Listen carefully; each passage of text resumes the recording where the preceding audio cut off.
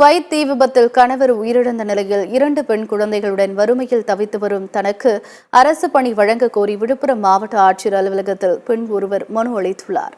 விழுப்புரம் மாவட்டம் செஞ்சி அருகே கிருஷ்ணாபுரம் பகுதியைச் சேர்ந்த முகமது ஷரீப் என்பவர் கடந்த ஜூன் 12ஆம் தேதி குவைத்தில் உள்ள அடுக்குமாடி கட்டிடத்தில் ஏற்பட்ட தீ விபத்தில் உயிரிழந்துள்ளார்.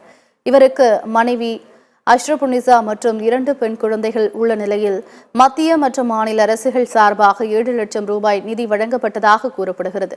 இந்த நிலையில் நிவாரண நிதி தங்களுக்கு போதுமானதாக இல்லை எனவும் வறுமையில் தவித்து வருவதாகவும் அஷ்ரபுனிசா கூறி வருகிறார். ஆகவே தனக்கு அரசு வேலை வழங்க நடவடிக்கை எடுக்க கோரி மாவட்ட ஆட்சியர் அலுவலகத்தில் அவர் கண்ணீர் மல்க மனு அளித்துள்ளார்.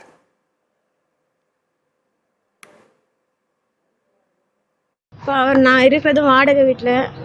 அவர் நம்பி தான் என் குடும்பம் நடந்துருந்தது. இப்போ நான் வேலைக்கு நான் வீட்டில் தான் இருக்கேன். நான் 12வது படிச்சிருக்கேன். எனக்கு 2 பெண் பிள்ளைங்க இருக்காங்க.